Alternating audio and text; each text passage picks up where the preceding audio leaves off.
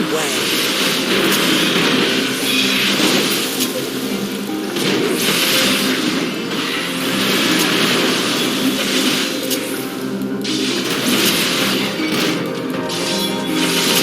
Have a taste.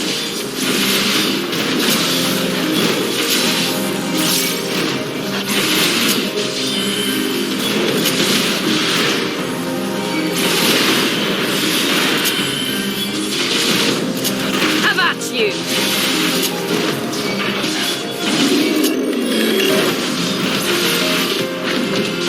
Have at you.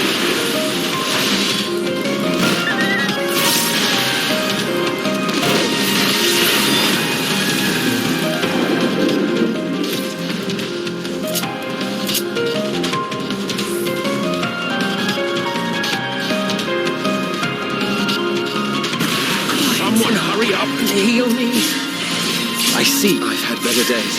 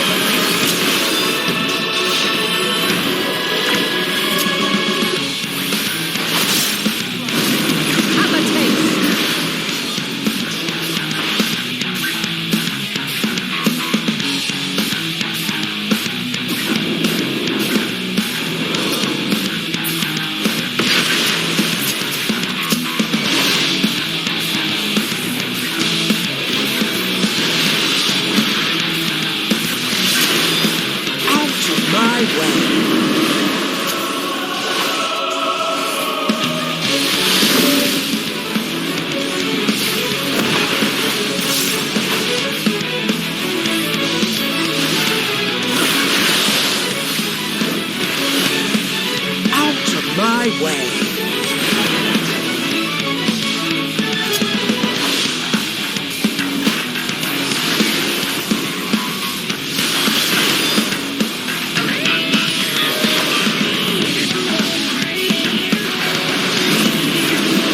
I see you opening it.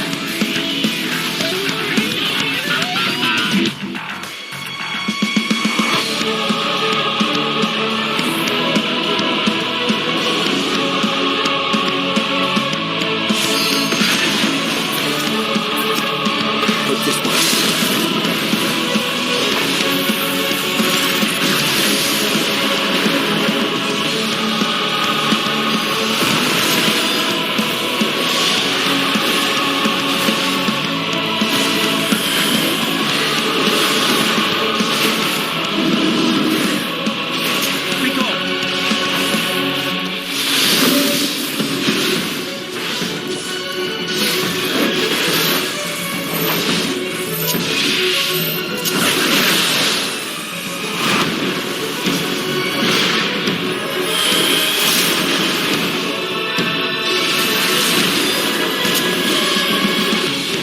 I'm not entirely useless.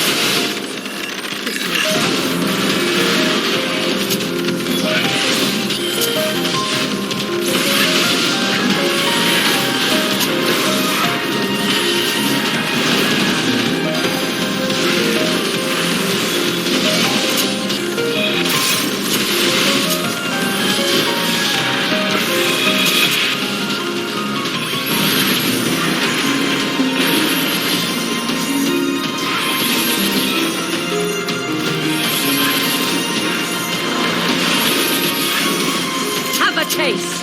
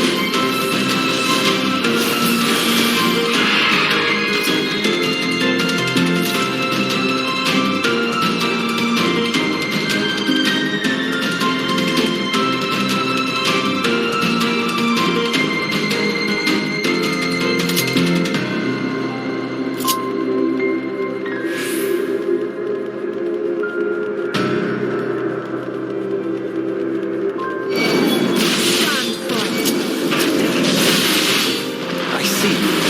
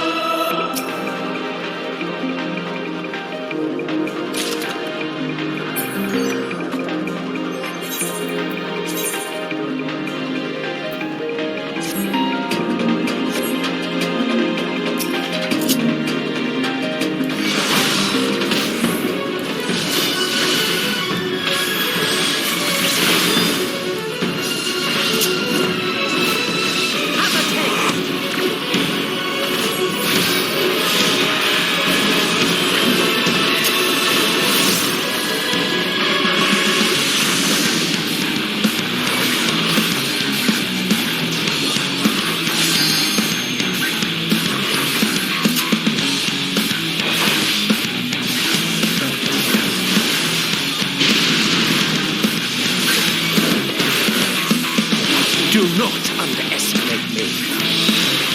Mine is the ether.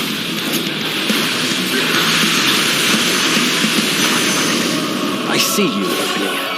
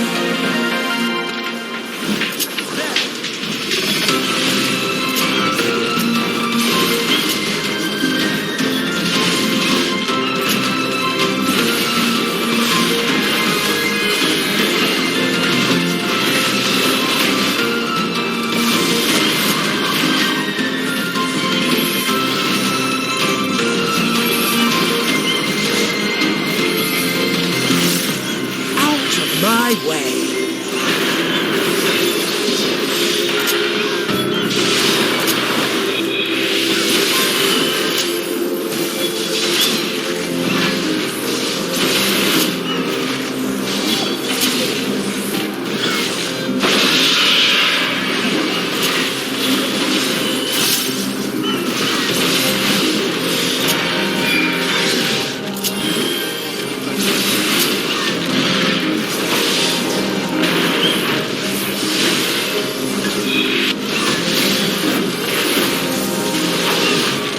I'm not entirely useless.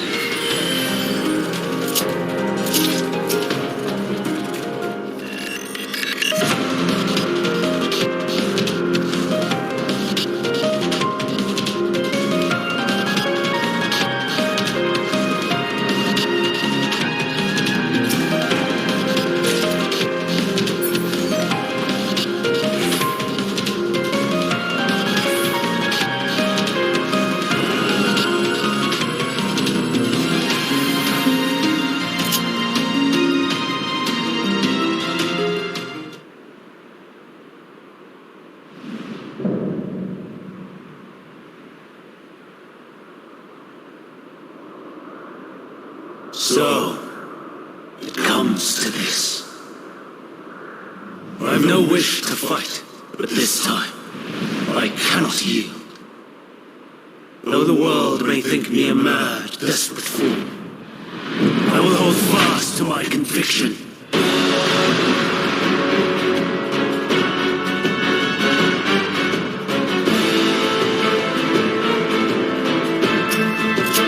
I will have the time and tranquility I require. Lust and pain, gather to me!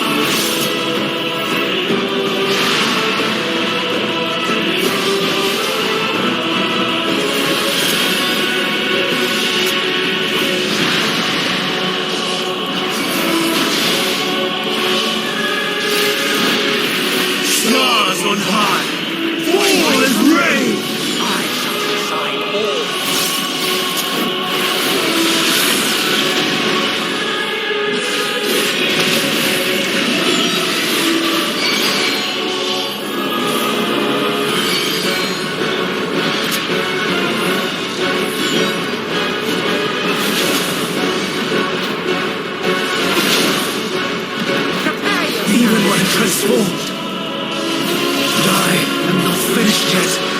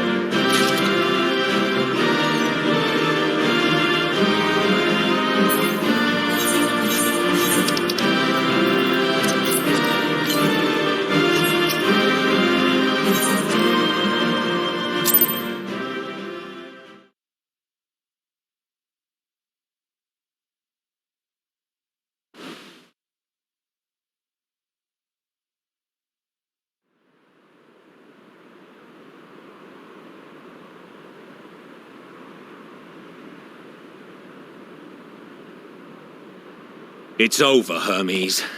In the name of the Convocation, I hereby take Meteion into custody. And setting aside the matter of your nomination, you will come with us too. We require your knowledge to assess and resolve the situation.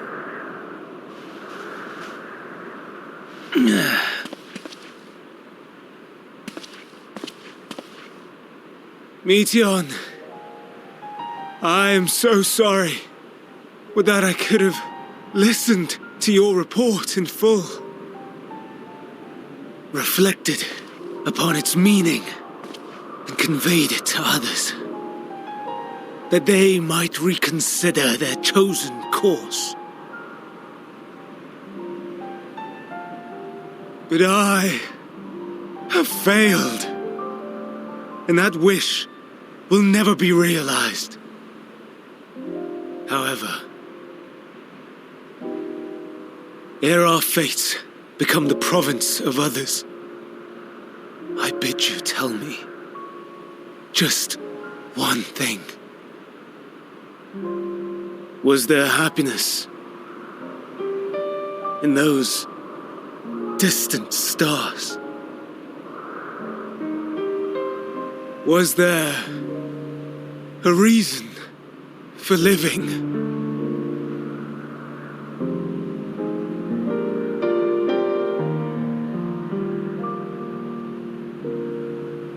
We conducted our search as per your instructions. We scoured historical records, communed with the spirits of the deceased, heard the final testaments of the dying, welcomed their shadowed hearts into our own. One race had striven to create a world bereft of animosity. They renounced relationships to avoid interpersonal strife, and in so doing brought about societal collapse. One race had renounced war and devoted itself to the enrichment of its people. They were conquered. Though they destroyed the enemy in reprisal, they could not regain their former glory. One race had concluded that finite time was the root of all woes. Aspiring to shatter its shackles, they went in search of infinity. They discovered nothing is infinite, and that neither time or death can be cheated. Disillusioned, they gave up on the future and themselves. One race had discarded all things that gave rise to sorrow, hoping to have only joy. They found joy lost its savour in the absence of sorrow, and lost their will to live. though worlds apart, these peoples shared a belief. The belief that they had tried their best. That they had tried to fulfill their potential with every step and success. In the course of which, they learned the truth. That they would never be free of fear and sorrow, anger and despair, of loneliness, so long as they yet lived.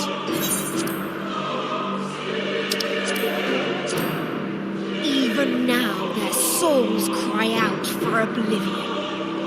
And to this song of anguish, I lend my voice. We lend our voice. Oh, beloved mankind, shimmering jewels of beautiful Etheris, rejoice, for we will free you from the cruel yoke of existence. There is no need to struggle in vain, for in nihility awaits salvation. You will know peace and serenity, and it will be beautiful. We will make our nest at the edge of the universe, and there in the dark of dead worlds hoard sorrow and suffering. There we will sing, our chorus ever louder and ever clearer, that our song may reach even this ether-shrouded star. Such is the answer we have found in the stars. Such is the gift we now offer to Etheris.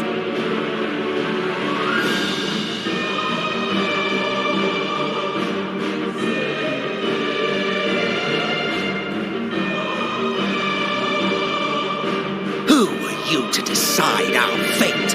To decree we live or die?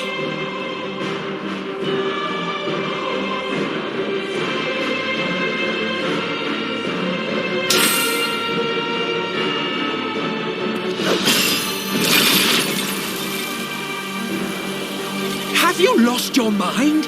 You heard what she said. She means to destroy us all, yet you'd still take her side? In the name of the star, we have discarded those creations that we deemed flawed.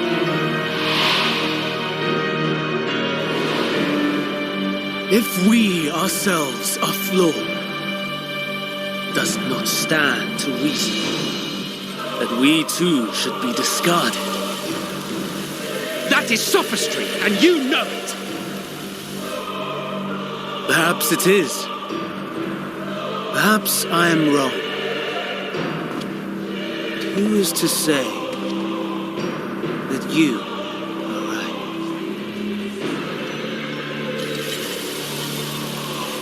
Let us settle this with a determination.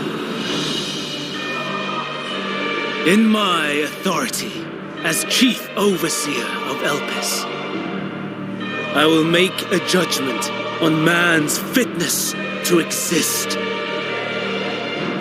If he can learn to value all life and retain his will to live, even should his end be justified, he will surely find a way to avert his demise.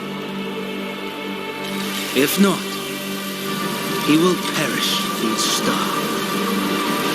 As with all determinations, provisions must be made to ensure fairness. Kairos, awaken!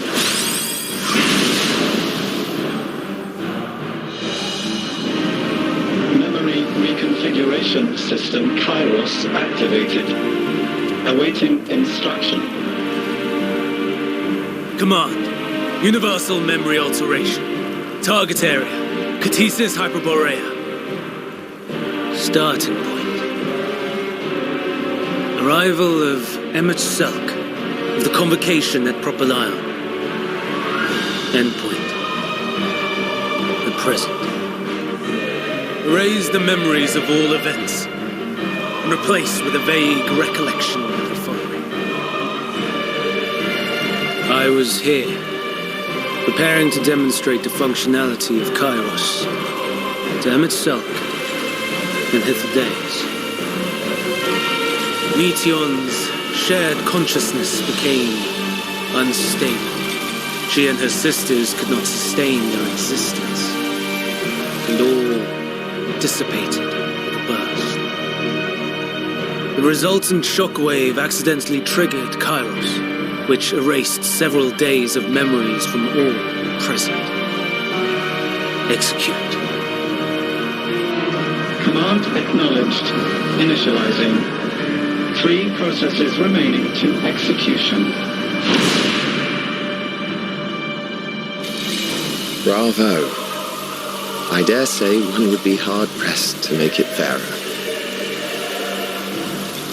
Everything that you told us, everything that has happened, the fact we've even met, it will all be gone.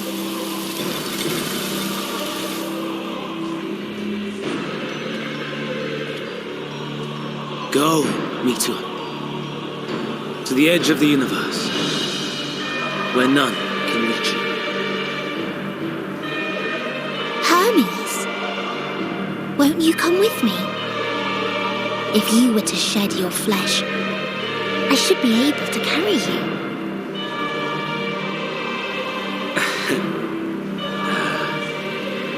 I will remain. As a man, I will oppose the oblivion you bring. Silly fool. Had you said yes, I would have granted you the gentlest end.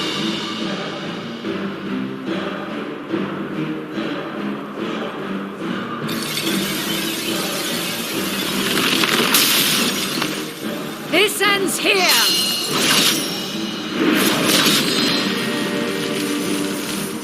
Fly, Meteion!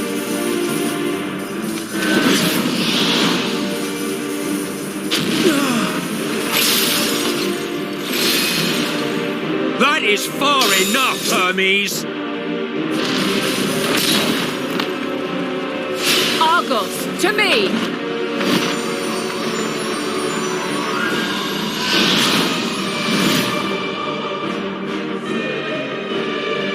First process complete. 2 remaining to execution of memory reconfiguration. As if we needed more pressure. No matter what, you cannot forget what happened today. For it is the key to saving your future. Your world. This fight is our fight. What comes after, our problem to contend with. Not yours. No. Your own struggle awaits. And no one else can take your place. You must flee this place with your memories intact. And I will see that you do. Now then, where is it? There you are, my little confluence.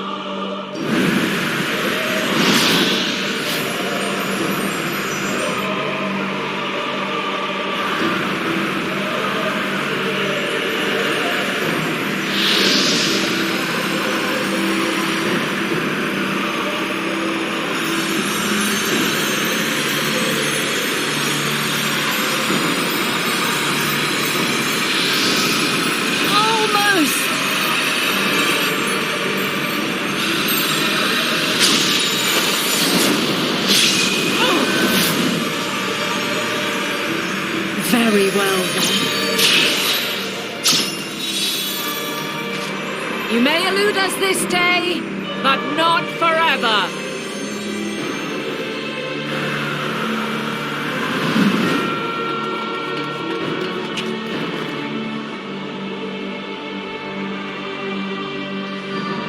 Meteion's gotten away. Second process complete. 1 remaining to execution. No time for brooding. Listen well. Beyond lies a spatial confluence that connects the interior sections of this building. I will destroy the confluence and force open a way outside. When I do, you must jump through.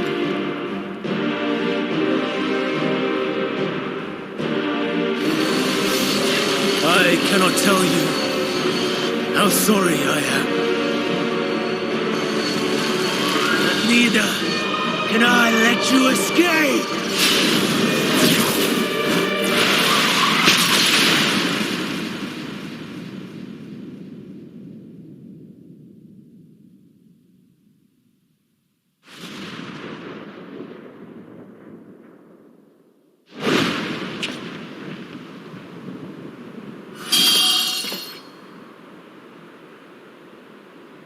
Too brave by half.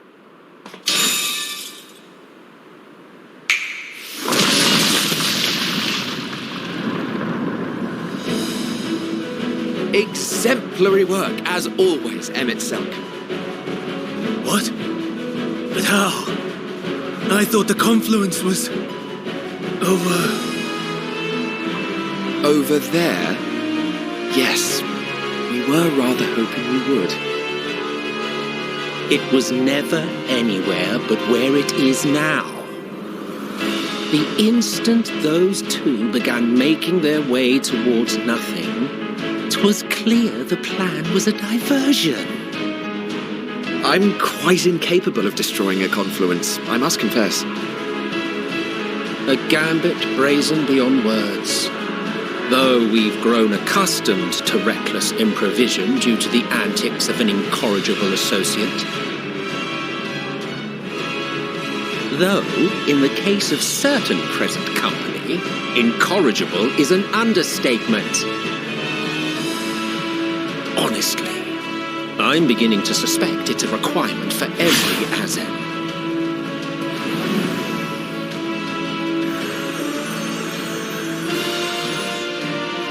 There's no time! Quickly!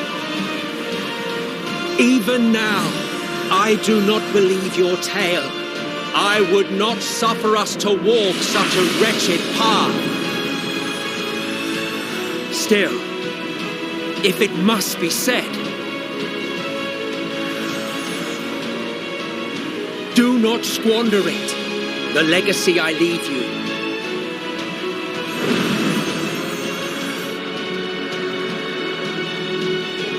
Final process complete. Executing universal memory alteration.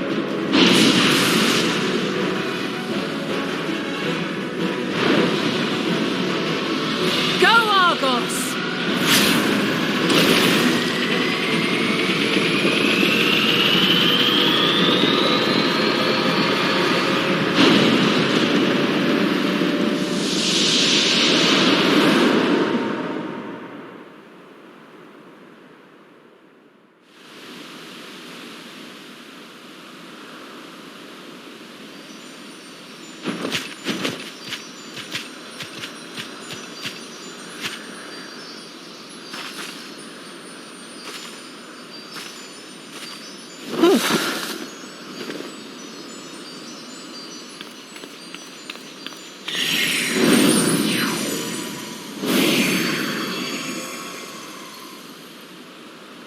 I'm fine. Just a little tired.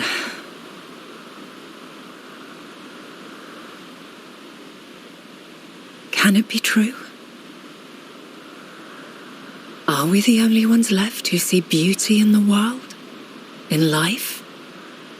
Are the stars above no more than husks of fallen civilizations?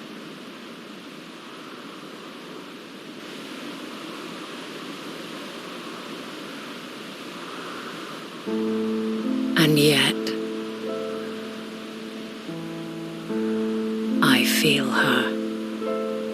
Though she is unimaginably distant, I feel Meteion's presence, and the place where to we must go. Ere she made good her escape, I placed an enchantment upon her, one which allows us to follow her trail. She has already left the outermost bounds of Aetheris and continues on her way. Given the vastness of the universe, it will still be no easy feat to track her down. But thanks to Emmet Selk and his Ladeus, all is not lost. We remember. So long as we remember, our fates remain ours to shape.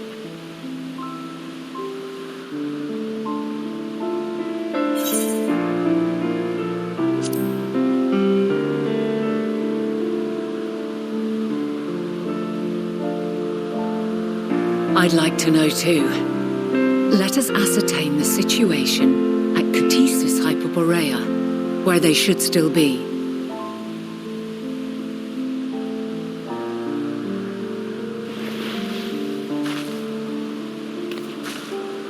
Given the likely state of their memories, however, it would be imprudent for us to approach them directly, in which case...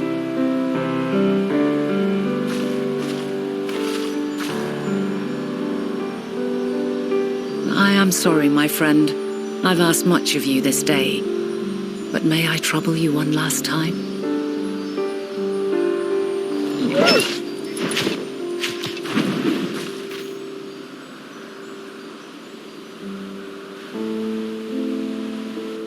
Argos will investigate in our stead.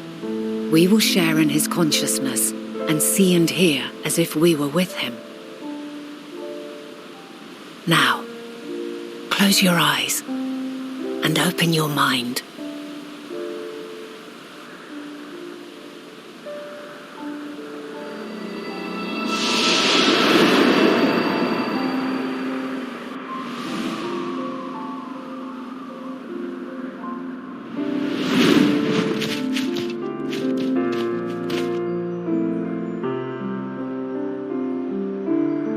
Thank goodness you are unharmed. Unharmed? There is a gaping hole in my memories. I can scarcely remember arriving here in Elpis. Forgive me. I was preparing to demonstrate the functionality of Kairos to our guests. But Meteon, her shared consciousness became unstable. And she...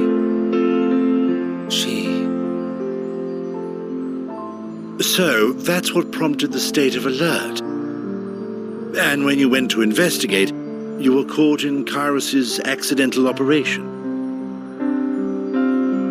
So it would seem. It's all a blur to me. Such an unfortunate accident. Oh, and what of Venar and your other companion? You went inside together, as I recall. We did?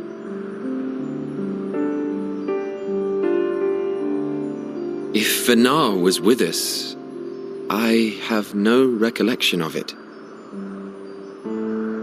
But that there is her familiar, is it not? The fellow seems happy enough, so I think it's safe to assume his mistress is well.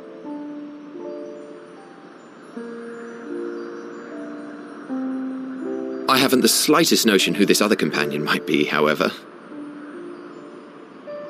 Ah, well, that individual struck me as a bit different, for want of a better word. Perhaps it wasn't actually a person, but some manner of creation. Curious. I must ask Venar about it when next we meet. Yes, you do that.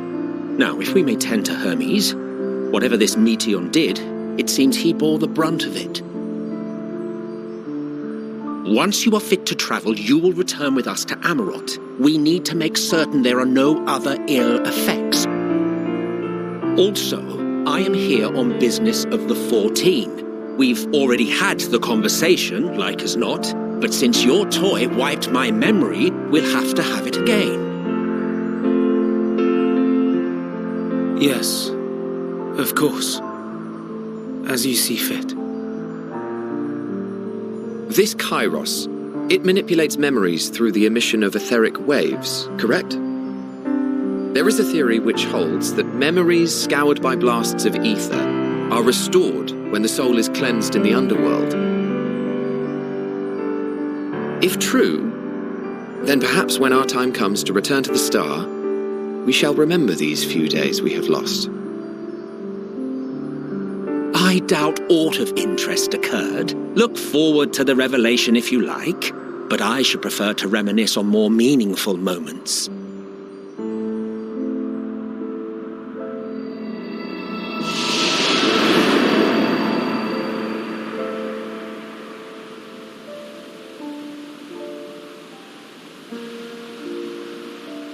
Let us rest, if only for a while. After all, you and I... Oh, we still have a long, long way to go.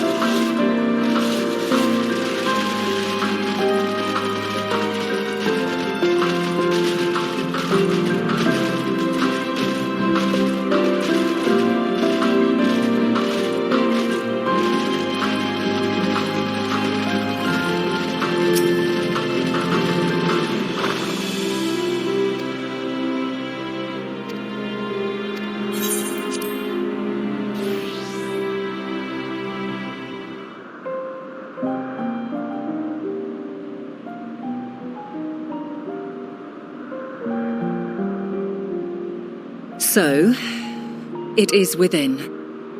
The portal that brought you hither, and will take you home.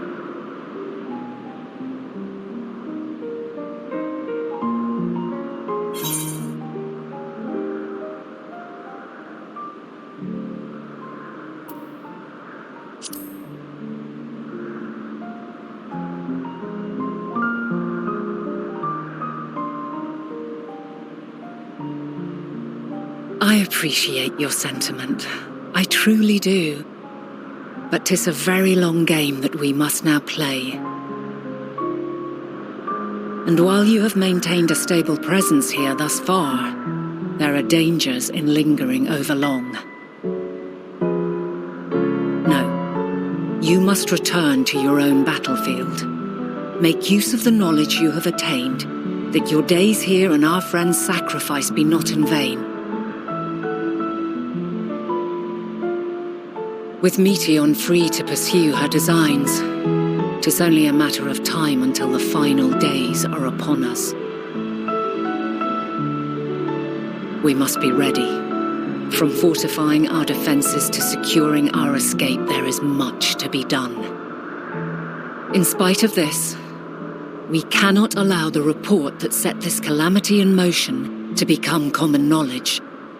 Were the masses to learn the fates of the other stars, I fear the situation would spiral out of our control.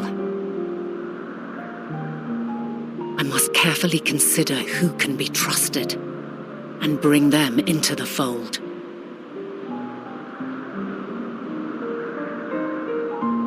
Ordinarily, I wouldn't hesitate to call upon the 14. However, it was the desire for a fair determination that drove Hermes to attempt to erase our memories. And were he made aware of his actions, there is no telling whether he would remain a friend or become a foe. Alternately, we might try to alienate him from the convocation.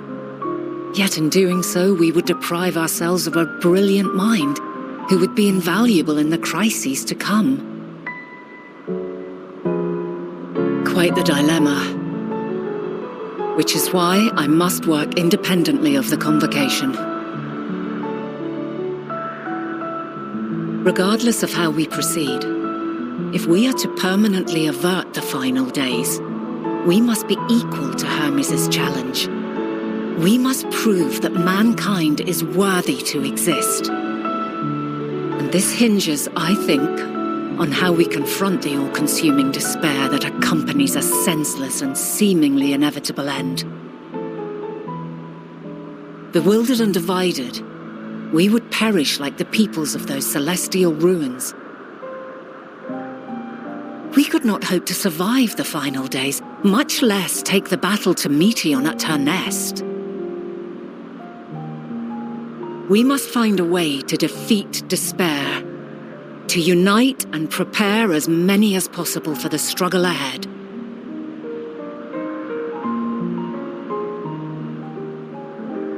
Heavy will weigh the burden of guiding this legion of souls. Yet I have faith in mankind's potential. As long as he believes in himself, there is naught he cannot achieve. So I will not give up on him, on us. You may find your world to be very different, or perhaps the erasure of our friends' memories has sown the seeds of a conjunction between us. We cannot know until the moment is at hand. So shall I strive to do my best, taking naught for granted as I walk my path.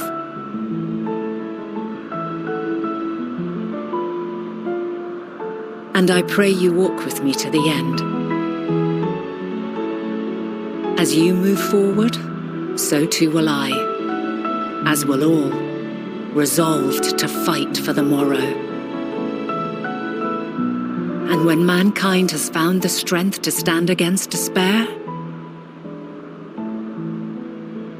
we shall silence the song of oblivion.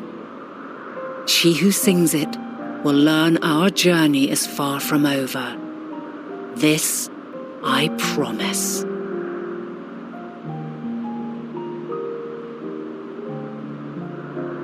Fare you well, my light of the future, till we meet again.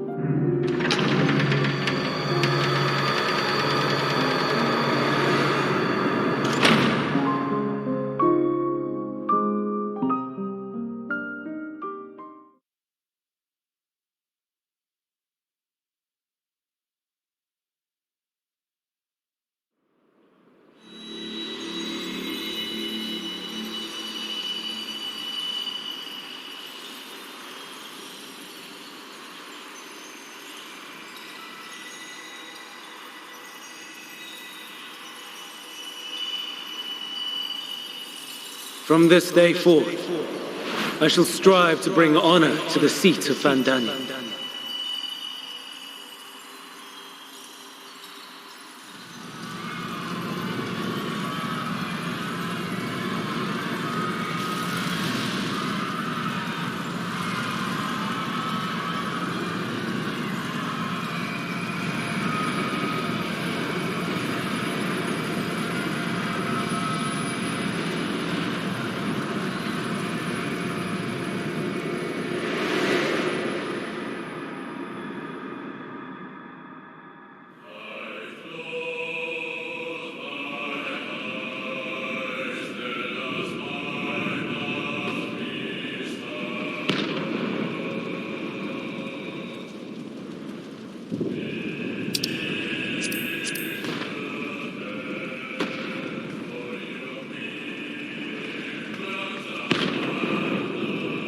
Even now, I remember standing there, locked in a moment where the sky is aflame.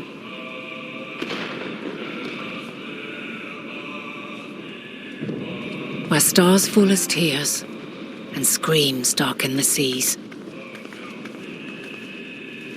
Where resignation rots the trees.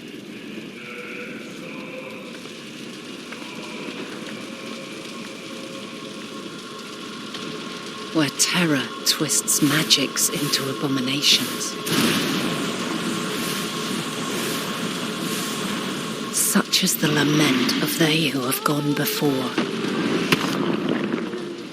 The song of they who tried and failed to create a better world. The song of the end.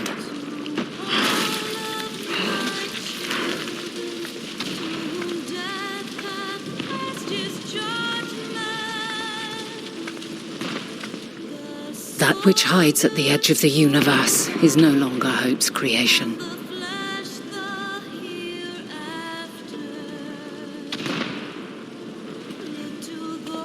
It is hopelessness incarnate.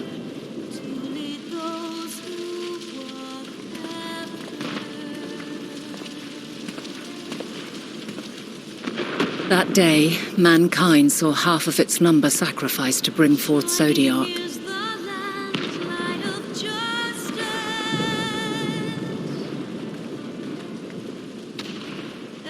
And covering the star in a shroud of ether, we forestalled the final days.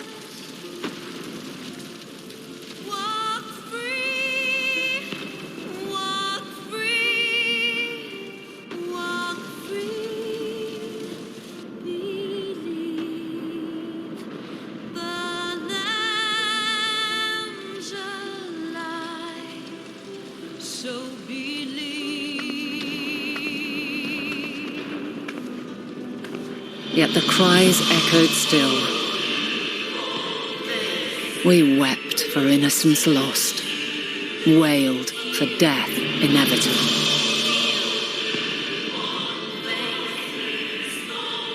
A reality too terrible to bear.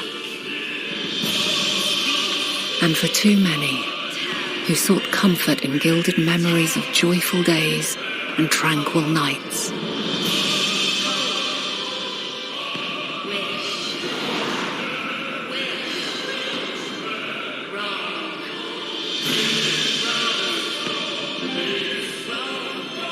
is all wrong? Why must we suffer so? It needn't be like this. No. There must be a way to restore things to the way they were. To reclaim the perfect paradise we once had. No, my friends. Suffering exists, and we cannot pretend otherwise. No civilization, however great, could eliminate it. If we would live, we must accept it as our constant companion. Let us not seek to forget this tragedy. Let us carry it in our hearts, that we may grow stronger and know true happiness. We can't accept it. We won't accept it. It will be ours again. A world free of sorrow. No, it will not. For there has ever been sorrow. Mankind was but spared its biting sting for a time. So please, open your eyes. To try and reclaim those lives we lost by sacrificing yet more isn't wisdom. It is weakness. No paradise is without its shadows. If we cannot accept this truth and learn from our pain, then our plight shall be repeated.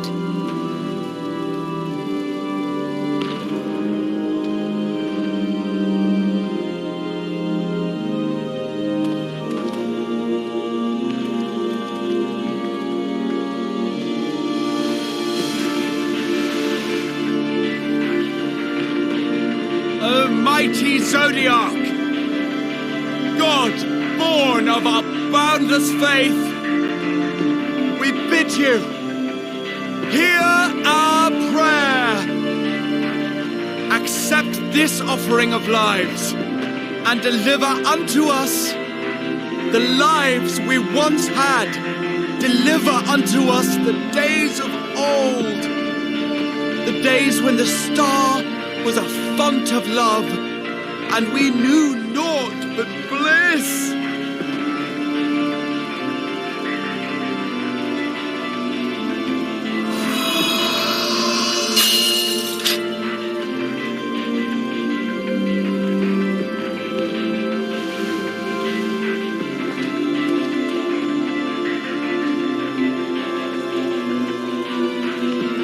You would destroy it? Our beautiful world?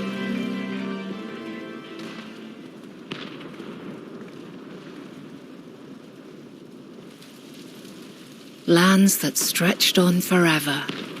Skies one could drown in. The heartbeat of nature, silent yet strong. And amidst it all, a people. Beacons of light and life. Laughter that warmed my heart like naught else before. They are my meaning and my purpose. My love. In spite of, or perhaps because of this, I choose to believe in mankind's potential, in his ability to find a way forward. So let there be no way back. From that temptation, I sunder us. No more shall man have wings to bear him to paradise. Henceforth, he shall walk.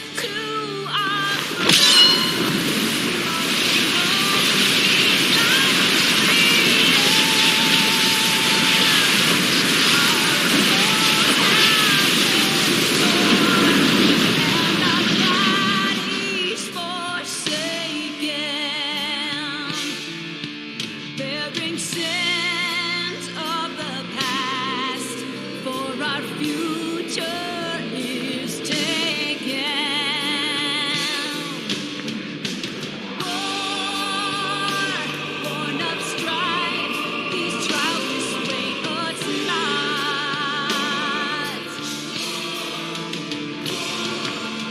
All is excruciating pain.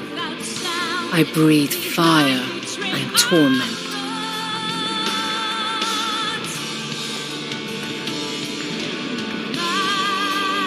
I birth a world of suffering to mire and plague.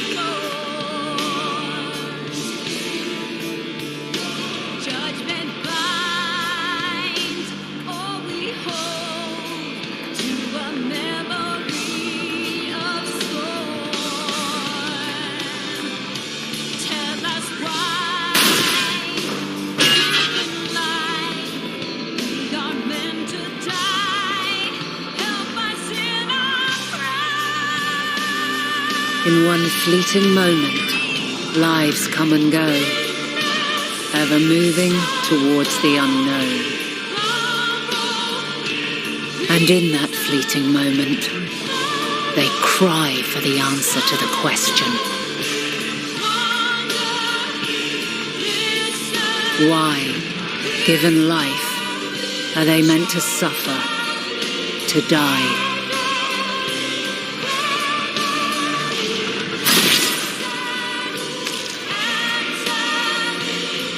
As fragmented, imperfect beings, yours is a never-ending quest.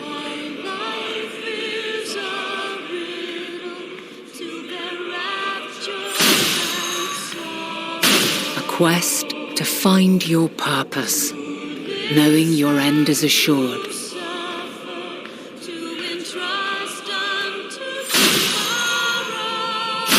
To find the strength to continue when all strength has left you. To find joy even as darkness descends. And amidst deepest despair, light everlasting.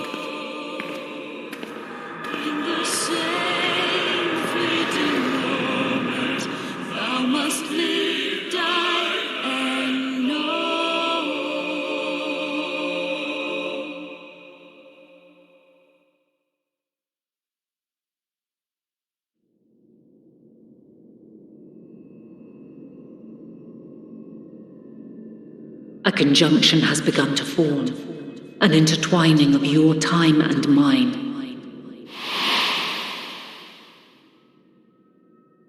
When you truly understand what is at stake, and your journey has prepared you to surmount the insurmountable, then shall I honor the promise made in another time, another age.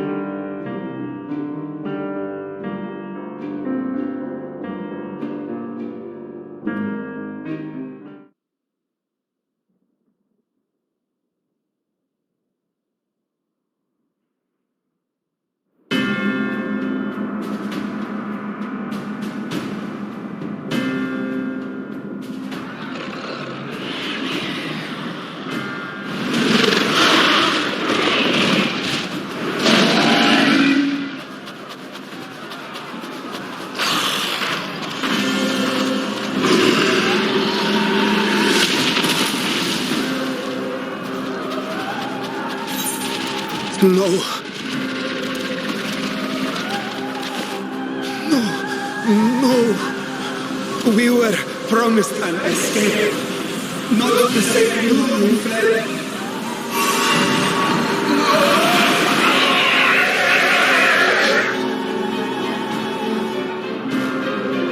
I shall not meet my final days here in this blasted waste. Calm yourselves. Your panic is our greatest enemy. Come, we must build a line of defense.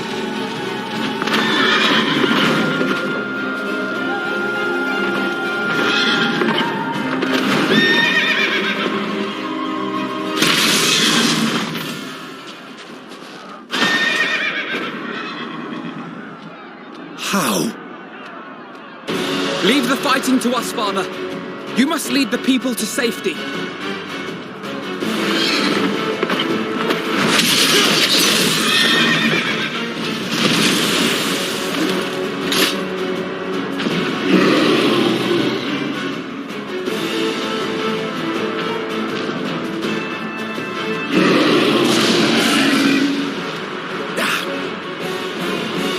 I can handle this pair.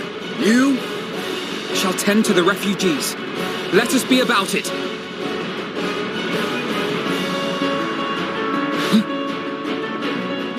As you wish, my little lord.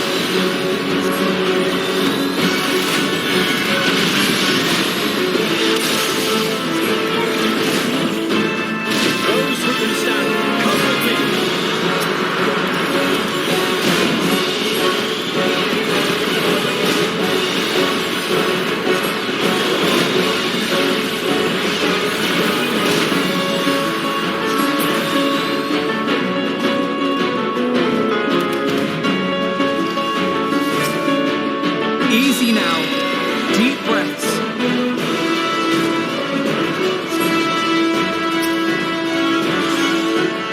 You're safe now.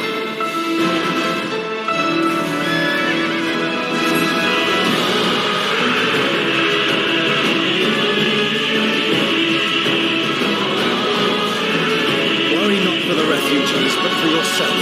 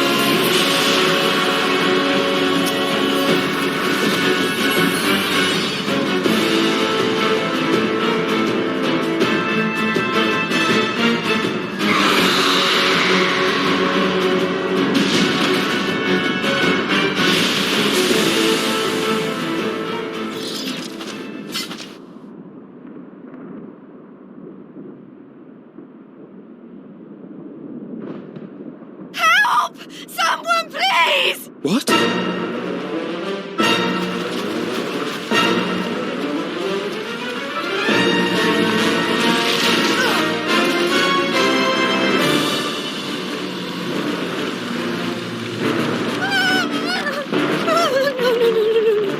Don't. I don't want to die. Forward! Let not a single fiend escape!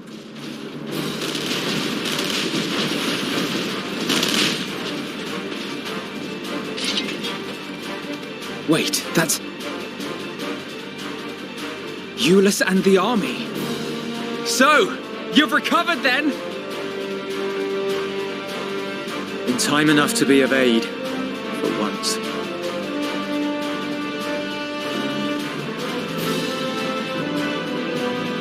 We can speak of it more later. For now, we must fight!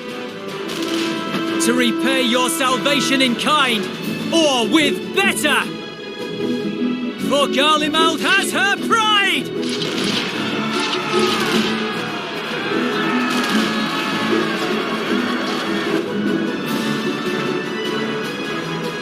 Of that I've no doubt.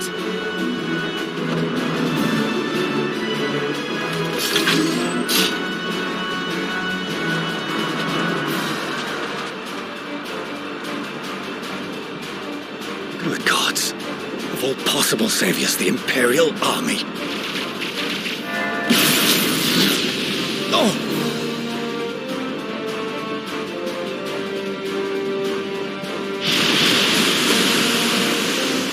I had hoped to take all of them down at once. Think a withdrawal might be in order?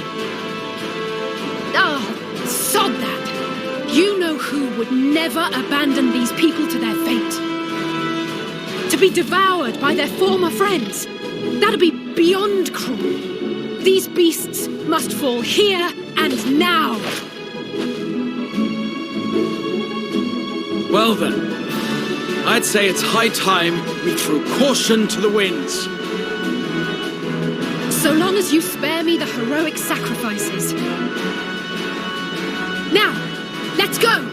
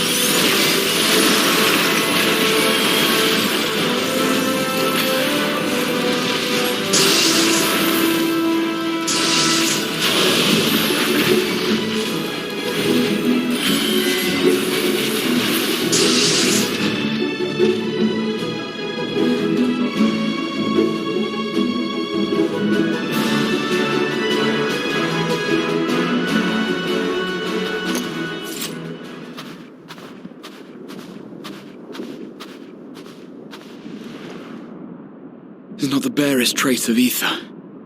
Maybe there really is no way to bring them back.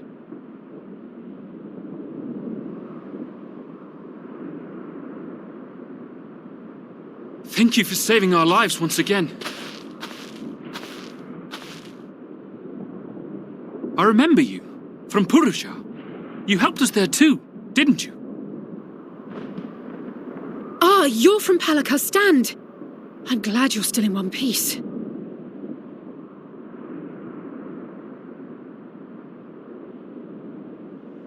Or you will be, once I see to that injury of yours.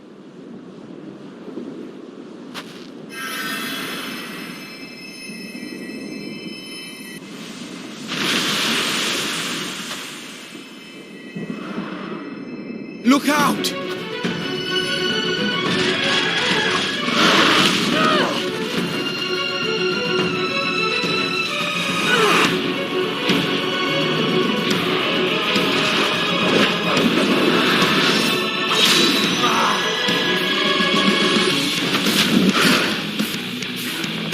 Get out of here! Quickly!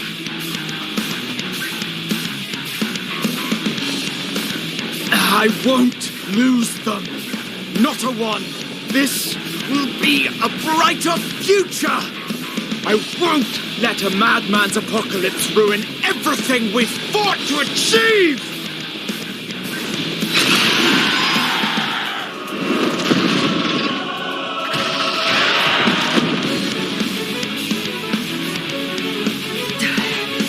Get it together, Alize. You're embarrassing yourself. And in front of Father, no less.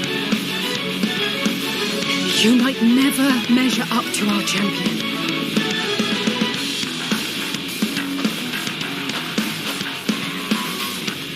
But we ask too much of him as it is. You mustn't let our sword in the darkness fight alone.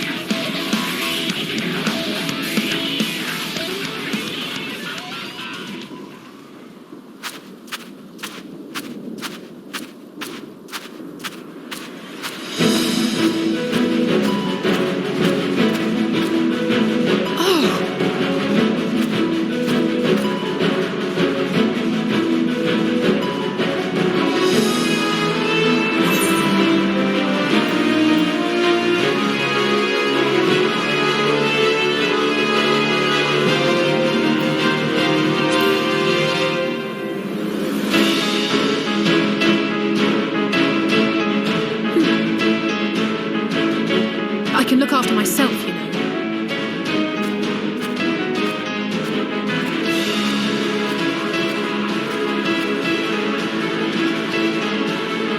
Everything's in order, I trust?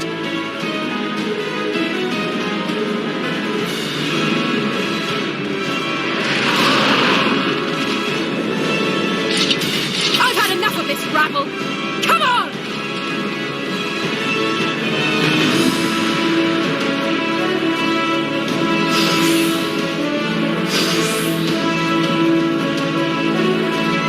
Oh, a trio for the ages.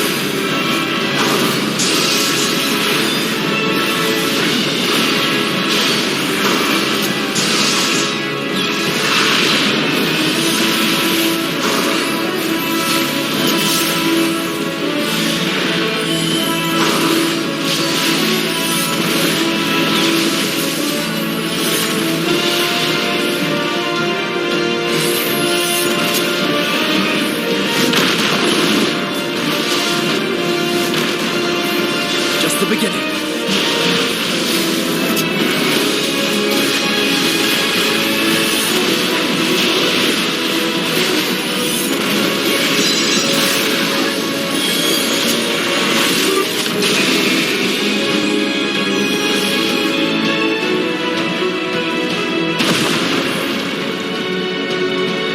I had a feeling I'd find you.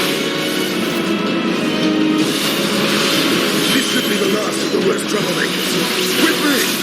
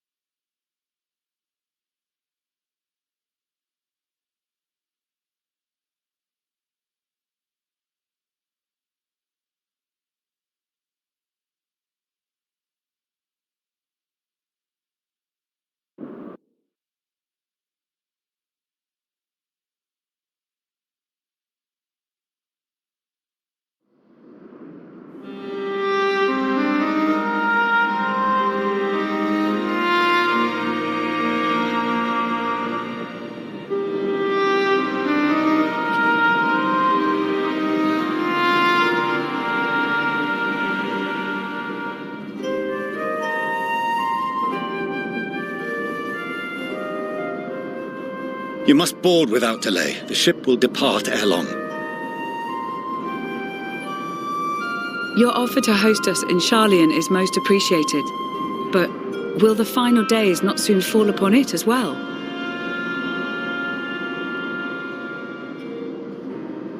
Your hesitation is not unwarranted.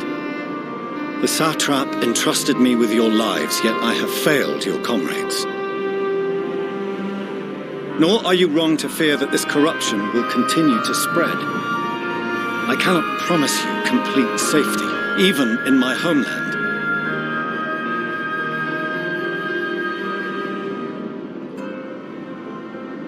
What I can promise is that I will do all in my power to protect you.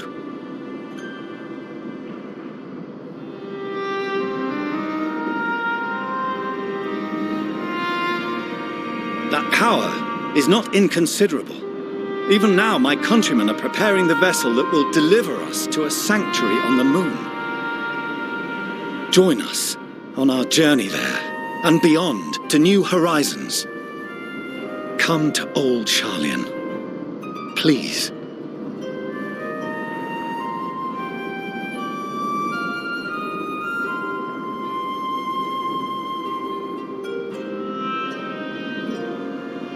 We would be fools to refuse such a generous offer made in earnest.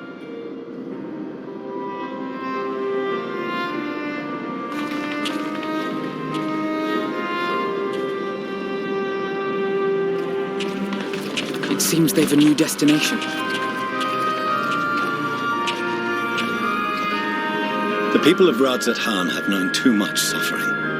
The march to Garlemald will only bring them more, short though it may be. I quite agree. Fortunately, they have you to look after them. Yes. Well.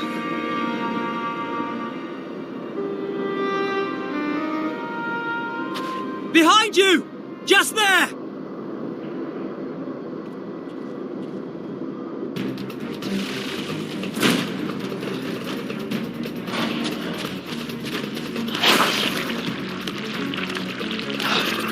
More of them.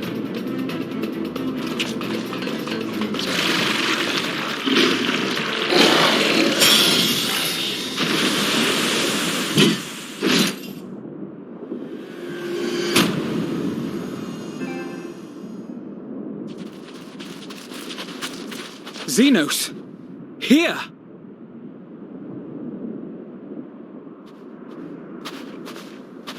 You'll be all right. Hurry to the airship.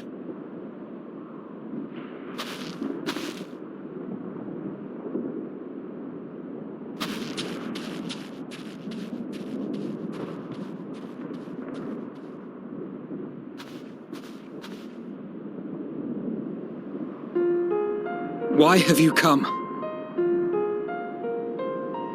A heretofore unseen beast. 'Twas ripe for the slaying.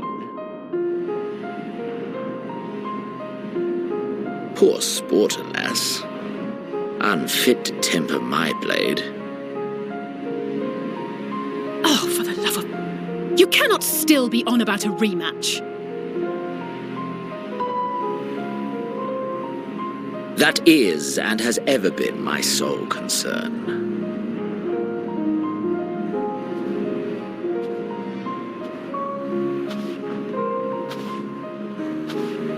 You, on the other hand, are fixated on a different quarry. Your passion pales before mine, yet neither hate nor despair seem sufficient to recapture your misdirected bloodlust.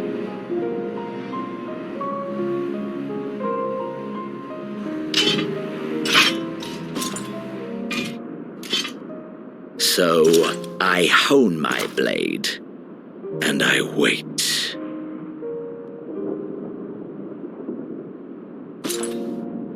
That's it. That's all you care about.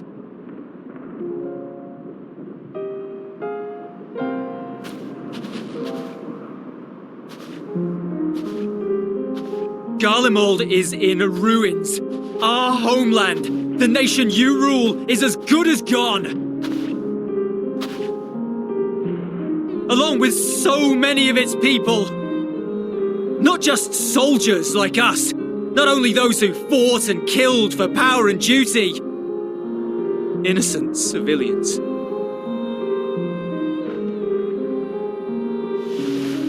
Murdered by their own flesh and blood.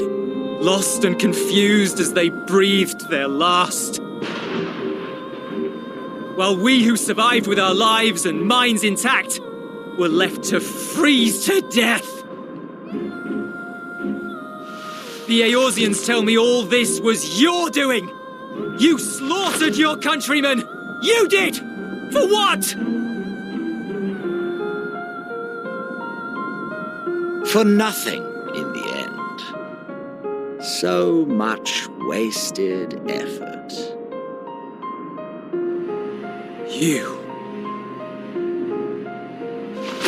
You bastard! For your own sake, Eulus, you must control your anger. It will serve no one should it consume you and see you transformed.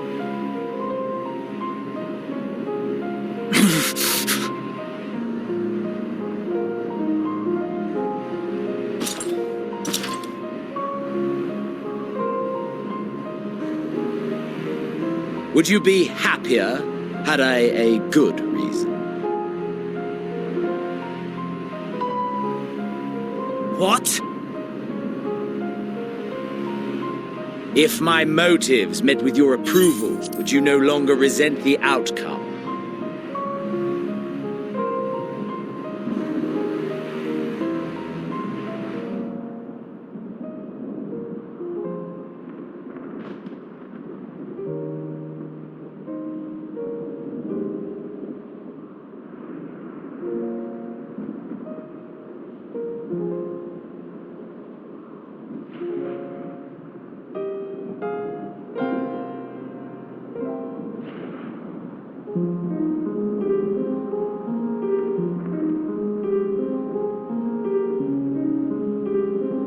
If so, then perhaps a beast's skin would suit you better. Duty, honor, morality. All constructs of convenience when put to proof. Surely the war taught you how easily power becomes the tool of the self-righteous. How the people's justice was merely a means to their ends?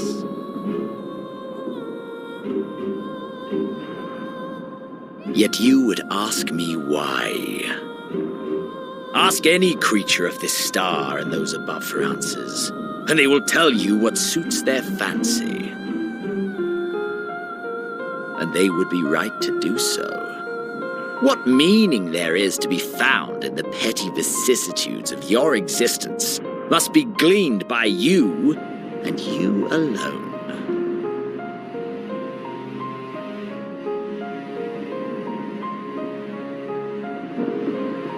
Should you seek it in battle in the fruitless pursuit of my demise, then come. Assume your rightful place as a notch on my blade.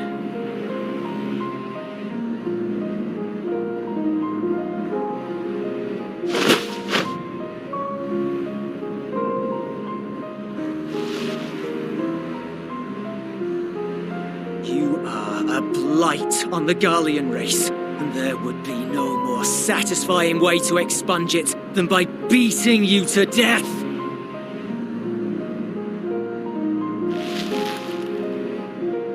But I will not be party to another tragedy. I refuse to lose anyone else because of you. So go. Go! And may we never suffer your madness again!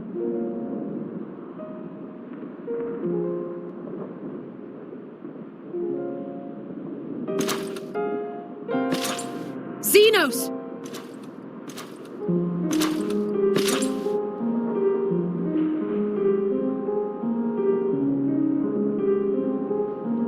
Perhaps you found meaning in living this way. I cannot deny you found strength. Yet if you only pursue your hedonistic pleasures and pay no heed to the plight of others, then no one will give you the time of day. You will never get what you want, not even the battle you pine for so dearly.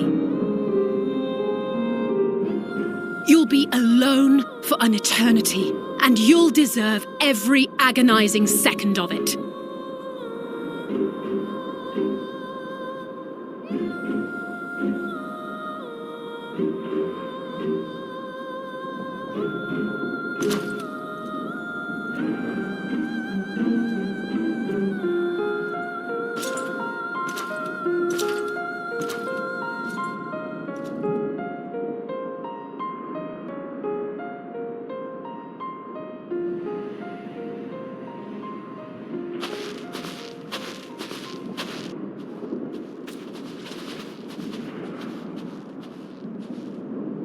We're ready to depart.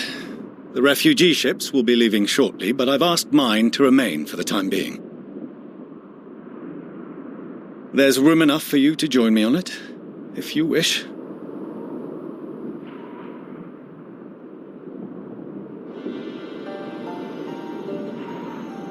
Do contain your surprise. I needn't agree with the Scion's methods or intentions to acknowledge that their deeds are deserving of gratitude.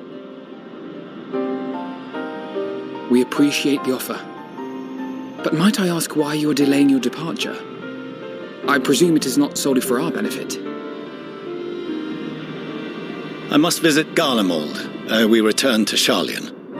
Having caused such an uproar, 'tis only meet that I explain myself to the Ilsabard contingent.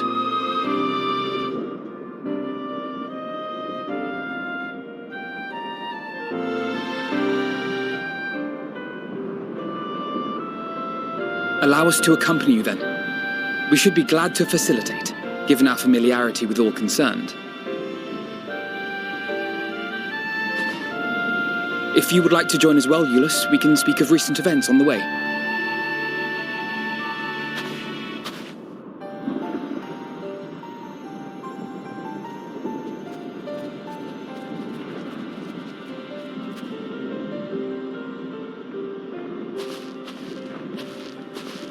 He'll be after your seat on the forum next.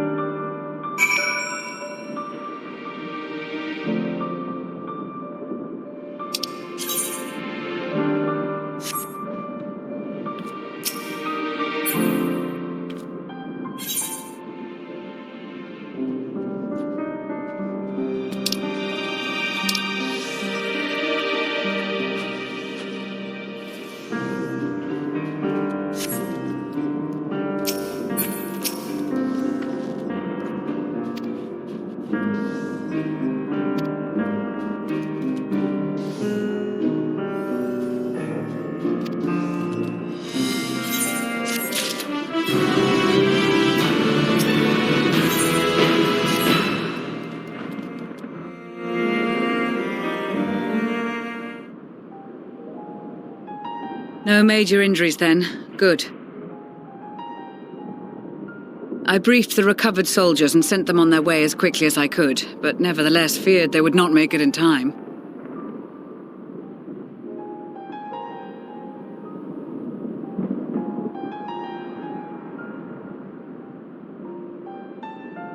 The additional support was invaluable. Your men saved more than a few lives.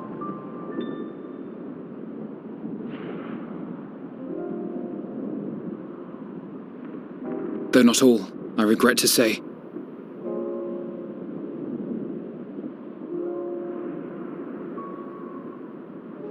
I take it that I'm addressing Lucia Junius. I'm the Forum's envoy, Forchano Leveilleur. And you are owed an explanation for these most dire developments.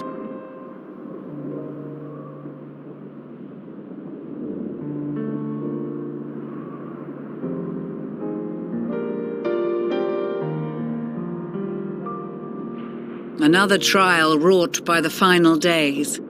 I was beginning to suspect as much.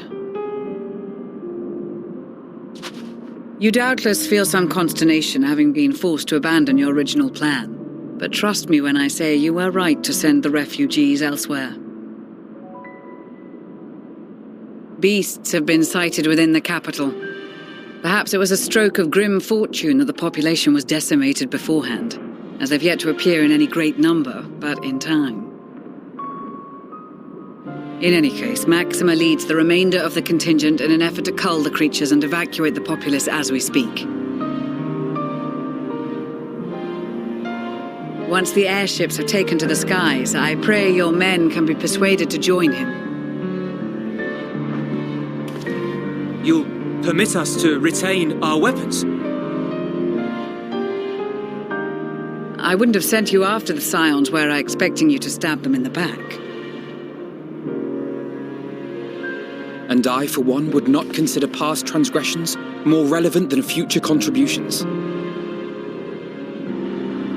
Regardless of the circumstances that saw us at odds before, we need men of courage now, more than ever.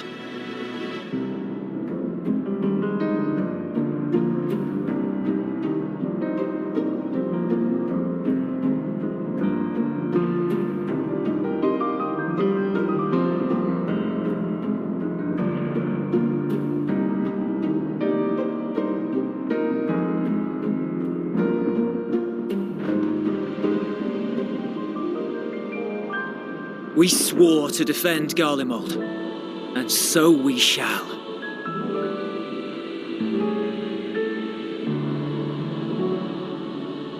It seems you have everything under control. You will excuse me then, for mine own duties await. A moment, Master Fortuneau. You did desire to express your appreciation for services rendered, did you not? I did. Though if you intend to again ask that Charlian alter its course, you will find my gratitude insufficient.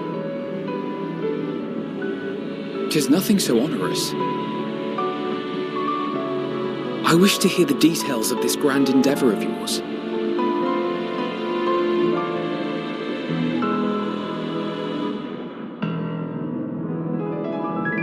Do you swear to listen and to learn, and not to embark upon some scheme to impede us? I swear.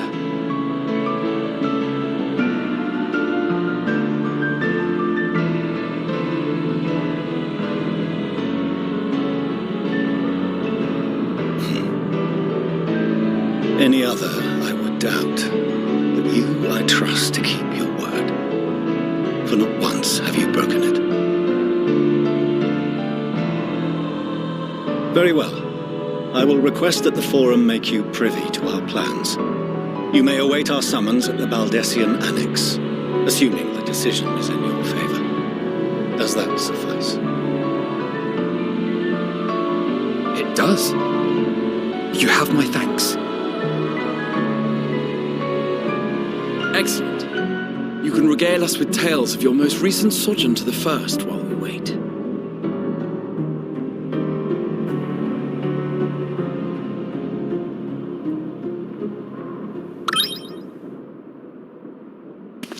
Did you hear something just now?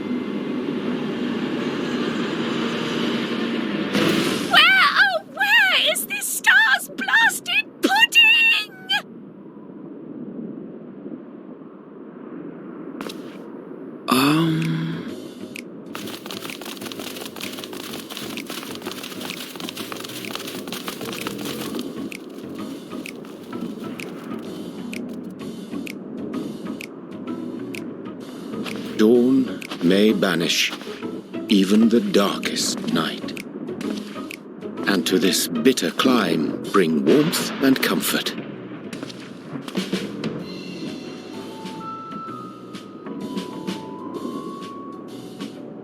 'Tis heartening to see such an assembly upon my return. I thought often of you whilst I looked down upon our star's brilliance from the moon above. Yes, but what are you doing here? And dressed like that? Aren't you cold? Verily, I fear for my health should I proceed to expound upon our purpose ere I procure more suitable garments. Then allow me to summarize. We're here because none of you lot are up there. Nor has anyone deigned to send word about any changes in the plans. It's rude, is what it is. At least that's what I thought at first, but then folks got to wondering if you weren't in a spot of bother, so we decided to take matters into our own hands. Come down here and help, if our help be needed. So she says, but it's also something of a convenient excuse to visit Etheris. Urianger made it sound absolutely marvellous, more so before the impending doom, but still. And it's not like there will ever be a better time. What with the aforementioned doom? Marvellous, they say, yet not an ounce of pudding to be found. I must suffer Urianger's inferior works no more. Hey! Maybe consider the plight of present company before you go blathering on about pudding and doom? Ahem. I was saying, should you require any assistance with whatever, we are at your disposal. We were born from Hydaelyn's love for the lives of this star, so naturally we would much prefer to see them continue. Twiddling our thumbs up on the moon is hardly conducive to that, though, is it? Aye, not when you've all got such precious thoughts and feelings and hopes for the future deserving of more active preservation. Speaking to Urianger made us realise that while we've carried out our duties to the letter, we've failed to fulfil them in spirit. From there, it was just a hop, skip, and a jump towards resolving to do better. So please, show us how. Help us help you.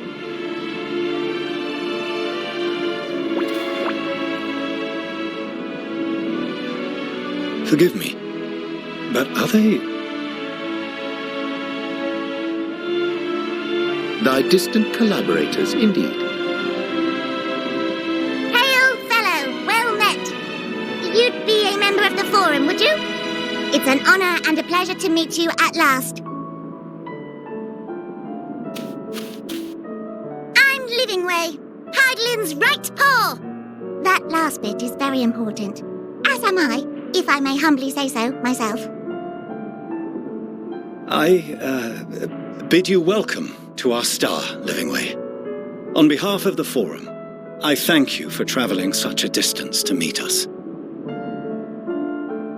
As you have surmised, preparations for the Exodus have not proceeded as smoothly as we had hoped.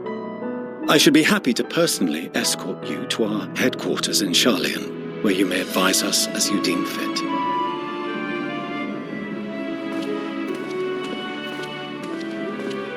'Twas with reluctance that I set aside the great work of readying the moon for habitation.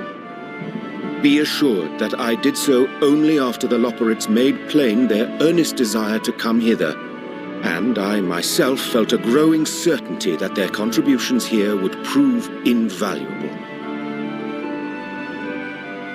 'Tis trite, perhaps, but I followed my heart.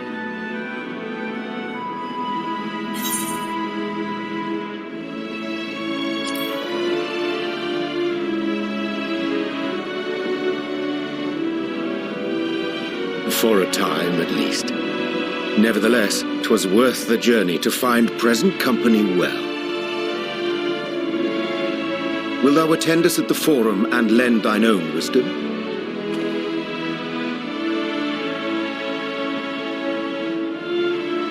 If that's all quite settled, can we start moving before Urianger catches his death? Even I'm freezing out here. Oh, I dare say you'll warm up quickly once you're aboard the airship. Sat shoulder to shoulder with our fur-covered friends.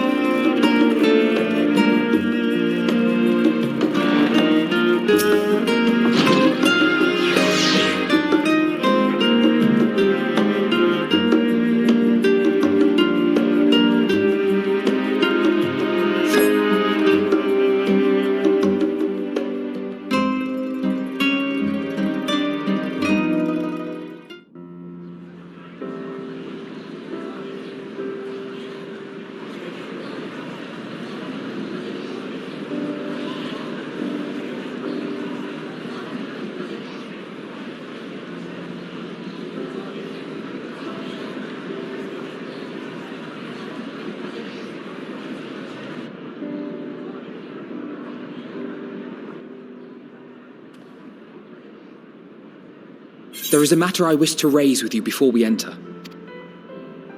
We are here to listen and to learn. But if the Forum's plans are more or less what I expect, then I should like to make a proposal that will serve our ends.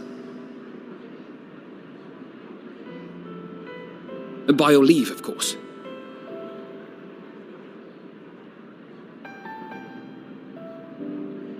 I don't see why not. Your words and wits have gotten us this far.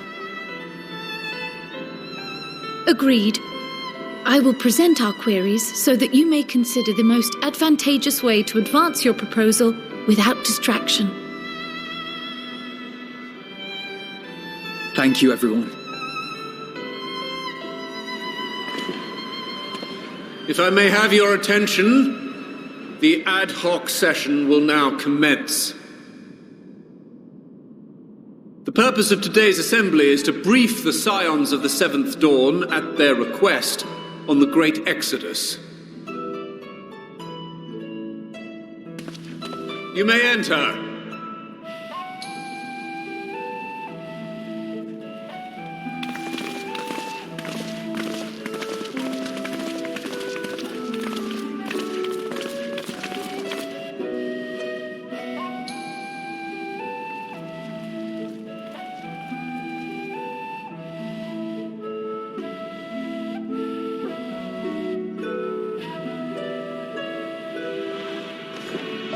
On behalf of the Forum, I commend your heroic actions on the Magna Glacies. We shall not soon forget your service to us and the people of Radzat-Han. The Satrap, whom we have informed of the refugees' new arrangements, sings your praises as well. As an expression of our gratitude, we will endeavor to answer your questions as fully and openly as we are able. Then let us begin. First, it is the Forum's objective to ferry the life and knowledge of this star to the moon. Am I correct? You are. It is for this purpose that Charlian has labored these many long years. We have collected biological samples and scientific records from across the star. When the time comes, they will be moved from their places in Labyrinthos and Numenon and conveyed to safety. Once that critical task has been accomplished, we will begin transporting the Charlian citizenry, which has been categorized into groups. The earliest arrivals are to ensure hospitable environs for those who come after. Following our people, we will send those of other nations in turn, beginning with our allies. Radzat-Han was foremost among these, but since the final days have already come to Thavnair, we saw fit to include the refugees with earlier groupings. An ambitious plan. You have accounted for the safety of all nations and tribes, then? As many as we can. And how, pray tell, do you decide who to leave behind? To journey beyond the sky is an unprecedented and immeasurably difficult endeavor. Introducing sources of inevitable conflict would condemn all to certain death.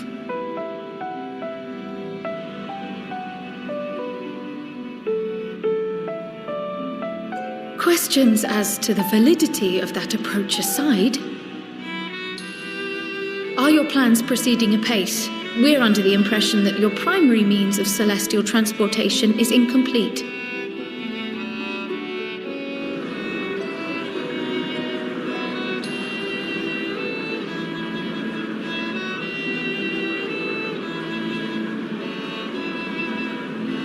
If only in that it does not meet our optimal parameters, that is correct. This arc, as some have taken to calling it, is fully operational and could be launched even today. However, the final days have progressed more quickly than we anticipated. At present, the ship is incapable of attaining speeds sufficient to meet our evacuation targets. Should we put the vessel into service, as it is now, we will be unable to travel to the moon and back quickly enough to complete the necessary number of trips. Precious lives and knowledge will be lost. Seven hells. Is there anything to be done?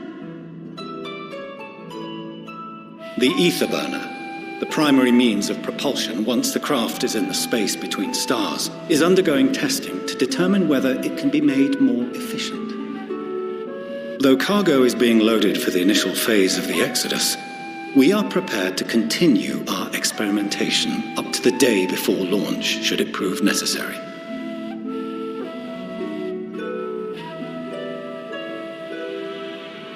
What if the Scions were to solve your problem?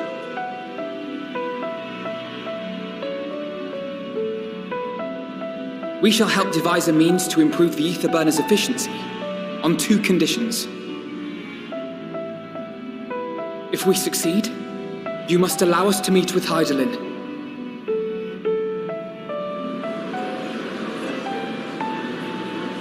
'Twas simple enough to deduce. You have a Concord, and so you would never have abandoned the anti-tower had you no other means of communication. One far more convenient, I suspect.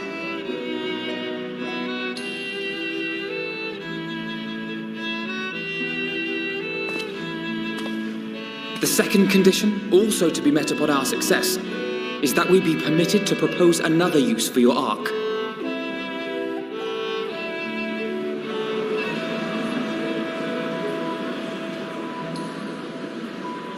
We would be at liberty to refuse this proposal. Of course. If we cannot prove its merit to the 99 here, who are we to stake on it the lives of all peoples of this star?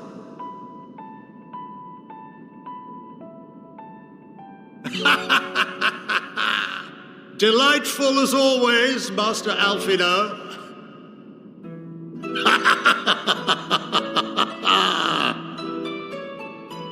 Oh, we couldn't have asked for a finer plan. Allow us to solve this complex engineering problem of which we were entirely unaware until moments ago. What could possibly go wrong? The satire writes itself.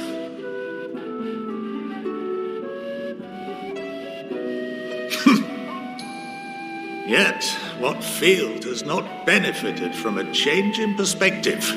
When we are at wit's end, what we need is not the same dry theories recited ad nauseam, but fresh inspiration.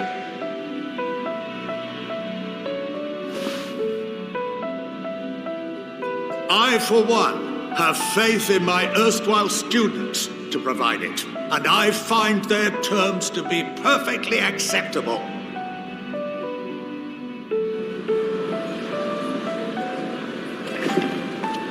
Order! Order! We have no time to waste on debate. I call a vote. All in favor of agreeing to the Scion's terms?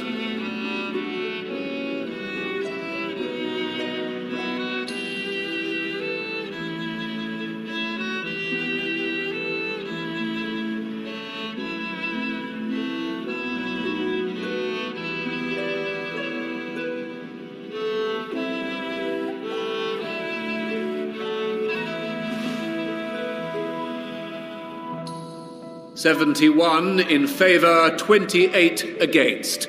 The ayes have it. Fortuneau, as the architect of this project, you are the best candidate to show them its current state. And bear in mind that regardless of your personal misgivings, this is the will of the Forum.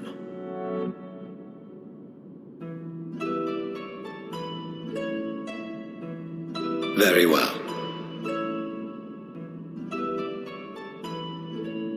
I call this session to a close. Return to your tasks with urgency. The final days wait for none.